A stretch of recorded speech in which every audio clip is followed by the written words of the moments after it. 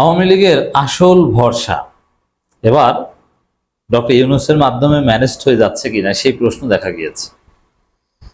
ভিতরে ভিতরে তলে তলে অনেক কিছুই ঘটছে, যেটা আমরা জানতে পারছি আর পরে।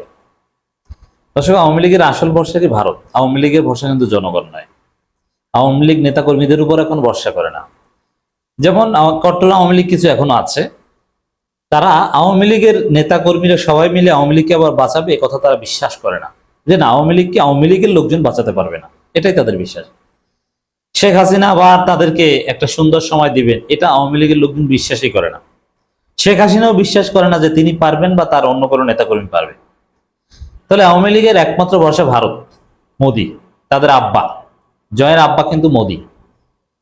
যে তারা যদি আওয়ামী লীগকে ক্ষমতা এনে দেয়, এটা অনেক পরের বিষয়। একটু ভালো সময় রাজনীতি করতে পারবে, দেশে থাকতে পারবে, শান্তিপূর্ণভাবে জীবন যাপন করবে, ব্যবসা বাণিজ্য করবে, আওয়ামী লীগ পরিচয়ের কারণে আলাদা কোনো হয়রানির মুখোমুখি হতে হবে না, মানে এরকম একটা সুন্দর পরিবেশ করে দিবে। এই ভরসা শুধুমাত্র ভারতের উপর। আপনি জিজ্ঞেস করেন এমনিতে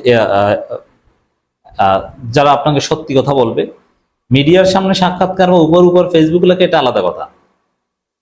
কিন্তু আপনি স্ত্রী হিসেবে বা আত্মীয় হিসেবে, আত্মীয় হিসেবে আওয়ামী লীগের প্রত্যেক নেতাকে জিজ্ঞেস করেন, প্রত্যেক কর্মীকে জিজ্ঞেস করেন, তারা প্রত্যেকেই মনে করে যে এই আওয়ামী লীগকে কেউ আর ফিরিয়ে দিতে পারবে না, শুধুমাত্র ভারত ছাড়া। অতএব আওয়ামী লীগের আসল ভরসা, একমাত্র ভরসা, শেষ ভরসা ভারত। এখন সেই ভারত যদি ডক্টর ইউনূসের মাধ্যমে ম্যানেজড হয়ে যায়, তাহলে আওয়ামী লীগের আর কোনো ভরসাই থাকলো না। আত্মহত্যা অলরেডি এখনো আত্মহত্যা করছে তারা। কলকাতায় দুই একজনকে ধরে, দেখেন না, আবার ছেড়ে দেয়।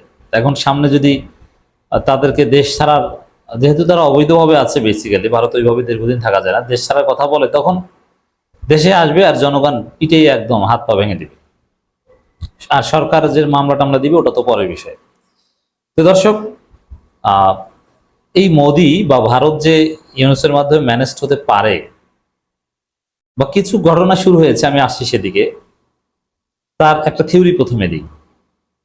দেখেন, দুইটা বিষয়ে টোটাল ভারত রাষ্ট্রীয়ভাবে ধরা পড়তে পারে, এবং ওই ধরা পড়লে আন্তর্জাতিকভাবে ভারত কঠিন পরিস্থিতি পড়বে, মুখ দেখাতে পারবে না, ব্যাপক চাপে পড়বে জাতিসংঘ থেকে, পশ্চিমাদের কাছ থেকে। একটা হচ্ছে সালাউদ্দিন আহমেদের গুম কেস। এখন সালাউদ্দিন আহমেদ এতদিন কেস করেন নাই, বুঝে ভারতকে বেকায়দায় ফেলতে চান না, যেহেতু সালাউদ্দিন আহমেদকে ভারতেই লালন পালন করেছে। এখন সালাউদ্দিন কেস করেছেন, আবার গুম কমিশনের রিপোর্ট এসেছে। সব মিলিয়ে সালাউদ্দিন গুম কেসটা, ওটা সরাসরি ভারতের একেবারে হায়ার অথরিটির সম্পৃক্ততা। ওটা ট্রান্সন্যাশনাল গেম, ওই গুম, ওই ট্রান্সন্যাশনাল গুম, এটা সরাসরি তৎকালীন প্রধানমন্ত্রী যিনি ছিলেন না কেন, তার সম্পৃক্ততা ছাড়া এটা সম্ভব ছিল না। তবে সালাউদ্দিন গুম বা এই ট্রান্সন্যাশনাল গুম কেস, কিংবা ওই আরো যে আছে সুখরঞ্জন বালি, আল্লামা সাঈদীর সাক্ষী, এদের গুম কেসে সরাসরি ভারত রাষ্ট্র হিসাবে ধরা পড়বে। আর ভারত রাষ্ট্র হিসাবে গুম করে, এটা তো এমনিতেই আপনারা দেখেছেন না, এদের রাষ্ট্র কানাডায় ঢুকে শিখ নেতাকে হত্যা করে। র আমেরিকায় একজনকে হত্যা করতে চায়, কিন্তু ধরা পারে না। মানে এই আকাম যে রাষ্ট্রীয়ভাবে ভারত করে, এটা তো অলরেডি ইন্টারন্যাশনাল এস্টাবলিশড। আর এই ট্রান্সন্যাশনাল গুম যে করে, হত্যার চাইতে গুম আরো বড় অপরাধ, এটা কিন্তু প্রমাণিত না। কিন্তু এখন এই বাংলাদেশে এই বিষয়টা এটাও প্রমাণ হতে যাচ্ছে যে ভারত বিদেশে যে ওই দেশের নাগরিকদের খুন করে, আমেরিকা কানাডায় যে, আবার প্রতিবেশী রাষ্ট্রের নাগরিকদের নেতাদের ভারত গুমও করে। এটা যদি জাতিসংঘে কিংবা ইন্টারন্যাশনাল এস্টাবলিশড হয়, এটা ভারতের জন্য একটা কঠিন পরিস্থিতি বয়ে আনবে। এটা এস্টাবলিশড হওয়ার মতো প্রক্রিয়া শুরু হয়েছে কিভাবে? এই যে সালাউদ্দিন গুম কেস, সুখরঞ্জন বালি গুম কেস, এবং বিডিআর হত্যাকাণ্ড, সেনাবাহিনী হত্যাকাণ্ড, পিলখানা ট্রাজেডির সাথে ভারতের সম্পৃক্ততা আছে, এটা এখন বাংলাদেশে সবাই বিশ্বাস করে। জাস্ট আনুষ্ঠানিকভাবে এটা সরকারের রিপোর্টে আসা, কমিশন গঠন হয়েছে, কাজ চলছে, আসবে, তখন তখন ধরা পড়বে। তখন এই যে এই কেস তিনটা, সালাউদ্দিন কেস, সুখরঞ্জন বালি কেস এবং পিলখানা কেস, এই জায়গা থেকে ভারত রাষ্ট্রীয়ভাবে বাঁচতে, এখন ভারতের দুই একজন কর্মকর্তাকে যদি কর্মকর্তা, এখন মোদি বলতে পারে যে ভাই রাষ্ট্র ভারতকে বাজাইন না, এমনিতে দুই একজন কর্মকর্তা ব্যক্তি যদি বাজুক, ইউনূসের সাথে এই বিষয়টা ডিল করার চেষ্টা করতে পারে, যে যাতে ভারত সরাসরি মোদি যাতে ধরা না পড়ে। এখন ডিল করবে, ট্রেড অফ করবে কিসের বিনিময়ে? যে আমরা আওয়ামী লীগের কিছু কিছু নেতাকে ফেরত দিব, বা আওয়ামী লীগকে আর শেল্টার দিব না, বিনিময়ে আমাকে বাঁচাও, আর ইউনূসের সাথে আমি ধীরে ধীরে সম্পর্ক ডেভেলপ করব। কারণ মোদী নিজেই ধরা পড়ে যাচ্ছেন, নিজে বাঁচতে তো পাবেন না, আগে তো নিজে বাঁচতে হবে, তারপর তো আওয়ামী লীগকে বাঁচাবে। আওয়ামী লীগ হচ্ছে মোদীর সন্তান বা স্ত্রী, মোদীর স্ত্রী বা ভারতের স্ত্রী হচ্ছে হাসিনা, আর সন্তান হচ্ছে আওয়ামী লীগের নেতাকর্মীরা। আগে তো নিজে বাঁচতে হবে, তারপর তো সন্তানদের কথা।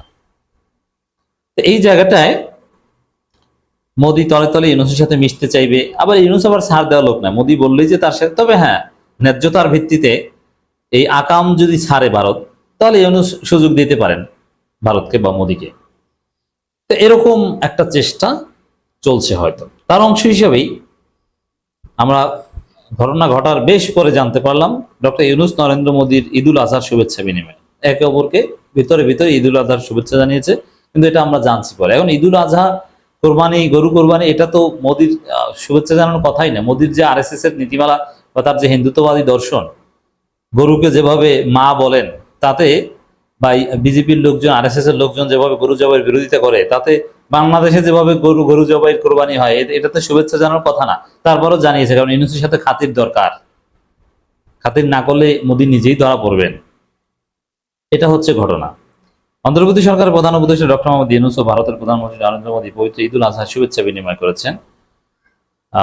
এটা চিঠিগুলো বেশ একদিন পরে শেয়ার করা হয়েছে, অথচ এটা আগে, মানে ভিতরে ভিতরে হয়েছে, পরে হয়তোবা শেয়ার করা হয়েছে। বিশেষ কারণে 4 জুন পাঠানো শুভেচ্ছা, 4 জুনের শুভেচ্ছা বার্তা, এটা আমরা জানতে পারছি 8 জুন। 4 জুন পাঠানো শুভেচ্ছা বার্তায় নরেন্দ্র মোদী বলেন, এই পবিত্র উৎসব সমৃদ্ধ বৈচিত্র্যময় সাংস্কৃতিক ঐতিহ্যের একটি অবিচ্ছেদ্য অংশ এবং লাখো ইসলাম ধর্মাবলম্বী মানুষ এই উৎসব অত্যন্ত আনন্দ এবং উৎসাহের সঙ্গে উদযাপন করেন। এটা আমাদের ত্যাগ, করুণা ও ভ্রাতৃত্বের চিরন্তর মূল্যবোধের কথা মনে করিয়ে দেয়, যা একটি শান্তিপূর্ণ অন্তর্বর্তীমূলক বিশ্বকরণে অপরিহার্য। কেন আপনাদের এই মা গরুগুলো যে জবাই দেয়, এর বিরুদ্ধে কিছু বলবেন না? তা তো বলতে পারছেন না। শুভেচ্ছা বার্তায় ডক্টর মোহাম্মদ ইউনূসের সুস্বাস্থ্য ও সুস্থতা কামনা করেন ভারতের প্রধানমন্ত্রী। মানে তলে তলে ইউনূসের সাথে আপোষ করতে চায়। আওয়ামী লীগের শেষ বর্ষাও এভাবে ডক্টর ইউনূসের মধ্যে ম্যানেজ হয়ে যেতে পারে, বলা যায় না, হতে পারে, নট সার্টেন, হতে পারে। ডক্টর ইউনূস যদি 4-5 বছর মেয়াদে থাকেন, তাহলে এটা হবে। ইউনূস যেটা করবেন, ম্যানেজ করে একদম লাইনে নিয়ে আসবেন চাপ দিয়ে। ভারতীয় প্রধানমন্ত্রীর শুভেচ্ছা বার্তার উত্তরে দেন আগে কিন্তু মোদী দিয়েছে 4 জুন, তারপরে 2 দিন পরে ইউনূস দিয়েছে, আর আমরা জানছি আরো 2 দিন পর। তার মানে ঘটনা ভিতরে ভিতরে ঘটেছে। আগে যেহেতু মোদী দিয়েছে, এর মানে মোদী খাতির বাজাতে চায়, বাঁচতে চায়। প্রফেসর ডক্টর মোহাম্মদ ইউনূস পবিত্র ঈদুল আজহার এই শুভেচ্ছা উপলক্ষে আপনার চিন্তাশীল বার্তা, আন্তরিক শুভেচ্ছা, উষ্ণ অভিনন্দনকে আমি গভীরভাবে কৃতজ্ঞ, যা আমাদের 2 দেশের মধ্যে পারস্পরিক মূল্যবোধ প্রতিফলিত করে। আমি এই পবিত্র ঈদ উপলক্ষে আপনাকে এবং আপনার মাধ্যমে ভারতের জনগণকে আমার আন্তরিক শুভেচ্ছা জানাতে চাই।